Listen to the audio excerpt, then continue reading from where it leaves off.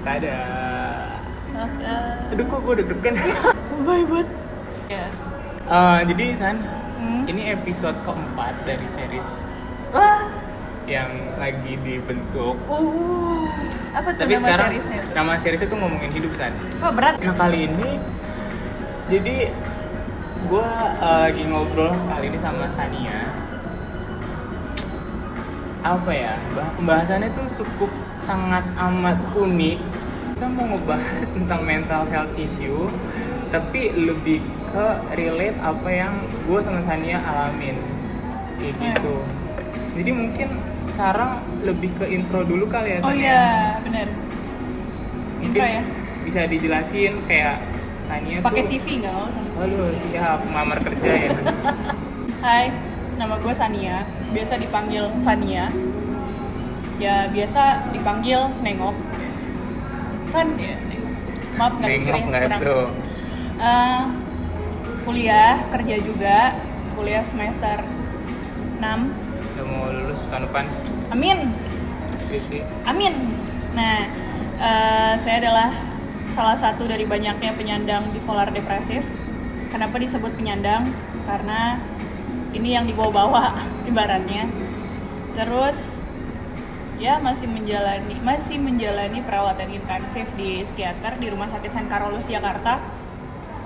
Tiap bulan kontrol sama Dr. Suryo Darmono, spesialis kesehatan jiwa. Gitu. Gimana ngomong sama orang bipolar? Ya. Sejauh ini sih masih nyambung. Mantap. Tapi San mau nanya dong, Hmm. Sania itu self diagnosis atau bukan? Oh. Atau gimana? Kan ada banyak ya orang yang ngerasa Itu kayak, tuh. kayaknya gue anxiety deh, kayaknya gue depresi deh. Kalau Sania sendiri bisa tahu kok bisa bipolar gitu dari mana? Jadi awalnya? gini. Boleh ceritain nggak? Boleh. Jadi gini, awalnya itu udah percobaan bunuh diri keberapa ya? Sania itu udah total percobaan bunuh diri 4 kali tapi nggak mati-mati. 4 kali ya? 4 kali tapi nggak mati-mati. Terus udah gitu pas lagi bunuh diri keberapa aku lupa. Terus aku kayak ngerasa kok kayak ada yang beda ya dari gue. Kok gue kayak apa ya? Senangnya tuh susah banget, gampang banget untuk jatuhnya tuh gampang. Dan kok senangnya juga berlebihan banget gitu. Terus akhirnya memutuskan untuk ke psikiater. Tadinya wah berontak tuh isi kepala, psikiater apa psikolog ya gitu. Akhirnya dirundingkan, akhirnya ke psikiater karena berdampak juga sama makan, tidur, segala macem itu tuh juga berdampak kan. Sania juga hypersomnia, tidur bisa 13 jam satu hari straight, nggak pakai bangun. Terus udah kayak gitu akhirnya ke psikiater. Awalnya diagnosanya major depressive disorder alias depresi mayor. Terus setahun kemudian, setahun setengah aku ganti psikiater karena beberapa alasan tertentu. Terus yang tadinya sebulan sekali jadi 2 minggu sekali untuk check up ke dokter, check up ke psikiater lebih tepatnya. Terus akhirnya keluar tuh diagnosis, San, kamu itu bukan MDD, kamu itu bipolar depresif. Karena kalau kamu MDD alias major depressive disorder, itu tuh depresi mulu, ibaratnya kayak gitulah. Nah kamu tuh ini naik turunnya tuh cepat banget dan ada masanya, dilihat dan segala macam. Ternyata keluarlah diagnosis itu. Jadinya aku tahu kalau aku bipolar depresif, jadi tidak self diagnose kayak gitu. Itu umur berapa ya San pertama kali datang ke psikiater untuk ngecek semuanya kayak gitu? Pertama kali datang ke psikiater SMA kelas 3. Iya, baru lulus. Masih sekolah, udah baru banget lulus? Baru banget lulus itu. Belum kuliah ya? Belum. Itu percobaan bunuh dirinya itu udah dari kapan San? Itu kan yang keempat kali ya? Yang kelas 3 itu ya? Kelas 3 itu kedua. Kelas 3 tuh kedua. Ingat nggak San yang pertama kali itu kapan? Pertama kali yang sebelum ke psikiater itu kan kelas 3 itu percobaan kedua. Yang pertama kali itu waktu kapan ya? Kelas 3 apa kelas 2 gitu. Antara itu. Itu tahu nggak sih San penyebabnya apa kok bisa ada pemikiran untuk ada attempt buat suicide kayak gitu? Apa ya, nggak tahu, emang kalau gimana ya, otak tuh berisik loh, capek banget, otak tuh berisik banget, jadi kayak ya mau bunuh diri aja bawaannya kayak hobi.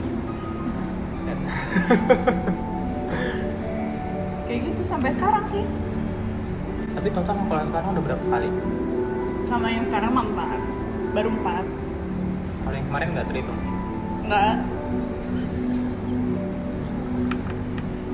Gitu. Jangan ditiru ya, bahaya. Wah, sampai akhirnya Sania memutuskan untuk itu inisiatifnya apa sih? Kok bisa sampai oke gue mau ke psikiater? Kadang gue ngerasa diri gue tuh berbeda dibanding orang lain. Dari segi apapun. Langsung ke Karolus langsung datang Sania?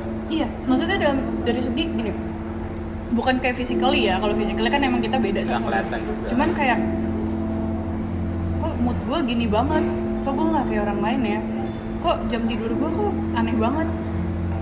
Walaupun 13 jam satu hari itu aku masih lemes loh. Itu lama banget sih 13 jam.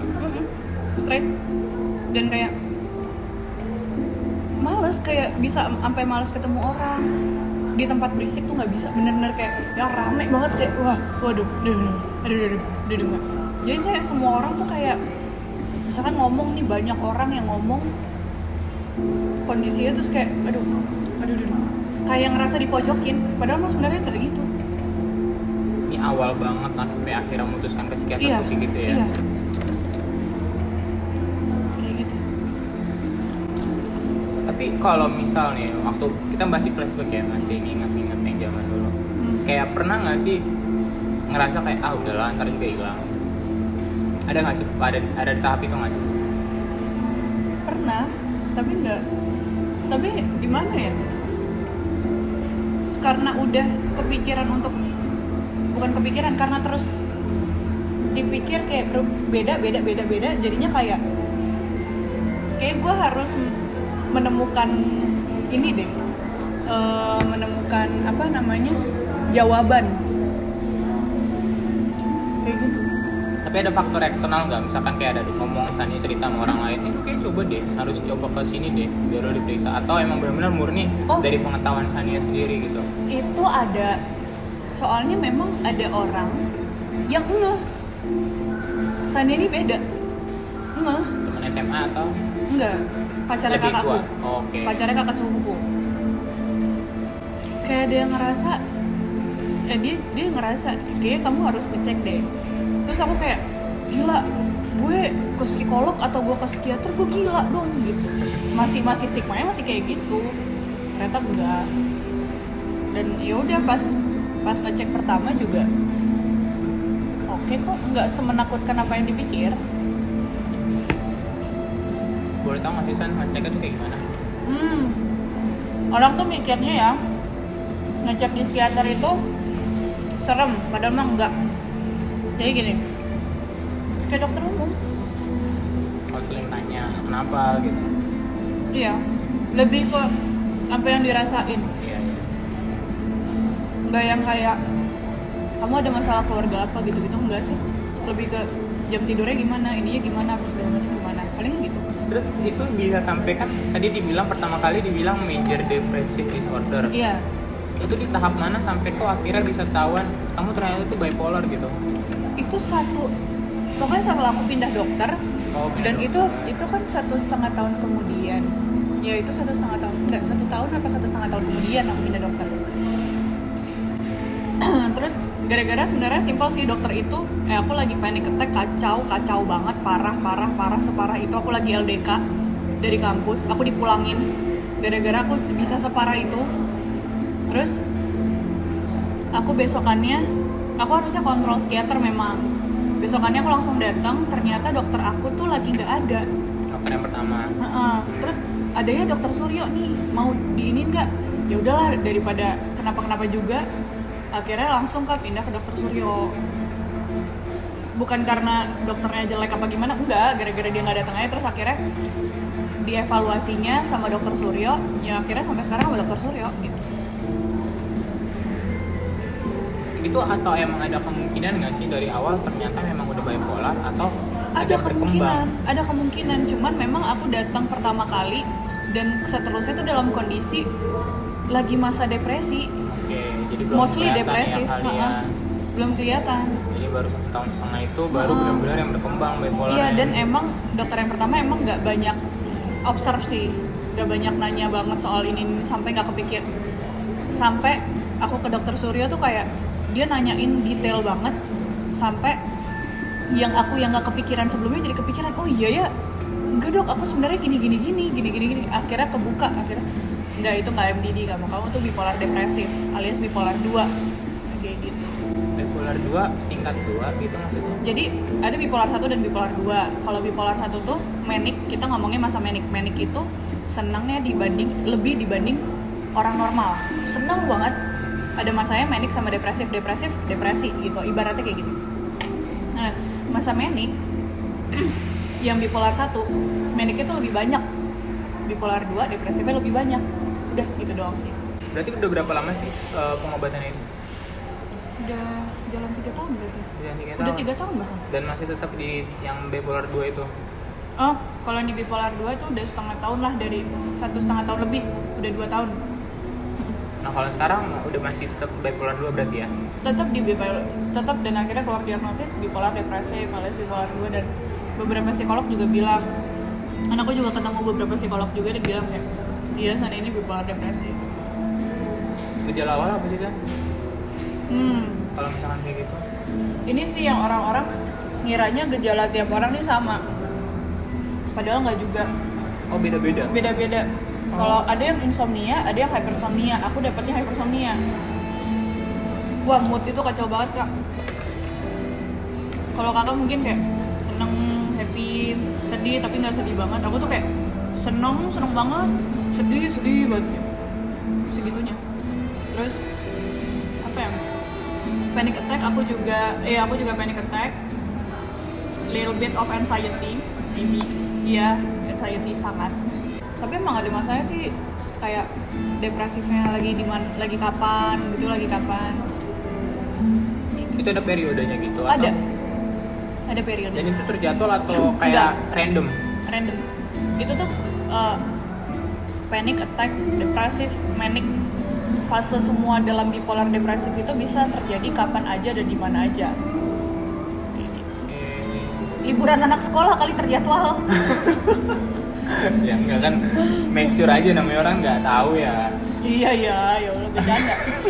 Enak loh guys. Apa? Enak apa? Makanannya. Siap. Kita kayak nge-endorse makanan di sini. Tapi ya San, Di Ropan.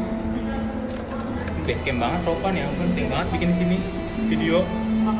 Tapi San mau nanya San, Apa? tadi kan udah ngebahas tentang gejala kayak gitu-gitu. Sania kalau misalkan lagi di tengah umum,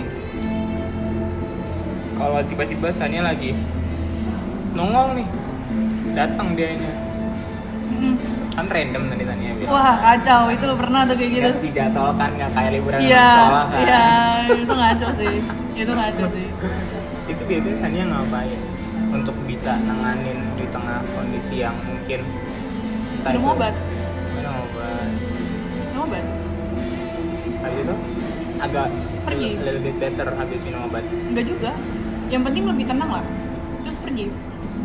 Misalkan Sania lagi rapat gitu, Lalu pernah nggak in the middle of kalau something yang rapat nggak pernah sih. Tapi kalau lagi apa ya? pokoknya in the middle of something yang important lah istilahnya, pernah nggak? Pernah, cuman maksudnya nggak sampai yang kayak palingan apa ya, kayak ngopek-ngopekin kulit jari Oke. kayak gitu. Ditenangin orang sih, karena setiap Sania ke tempat rame pasti sama orang lain, nggak pernah sendirian. Kayak gitu Dan ditenangin Sania sih. ngomong gitu sama orang. Iya, ini gue udah mulai kacau nih. Biasanya kayak gitu, udah kalau udah kayak gitu berarti udah tahu nih Sania lagi kenapa, langsung dibawa pergi. Bisa gitu sih. kalau lagi rapat kan bisa izin pulang, Pak. Gila jahat banget ketuanya kalau nggak boleh pulang. Ya kan siapa tahu gitu tiba-tiba Sania lagi presentasi nongol dia datang. Enggak sih, enggak. Maksudnya dia datang cuman nggak kayak yang pasti nggak langsung tiba-tiba gitu, enggak. Tapi kan ngerasa dulu nih Pelan-pelan ya. pelan-pelannya yang gimana nih, kayak gitu sih biasanya. Tapi Sania open banget ya sama orang-orang ya. Ya gimana ya, karena kita nggak bisa tutup mata soal mental issues yang ada gitu. Kita nggak bisa tutup mata soal adanya kelainan mental.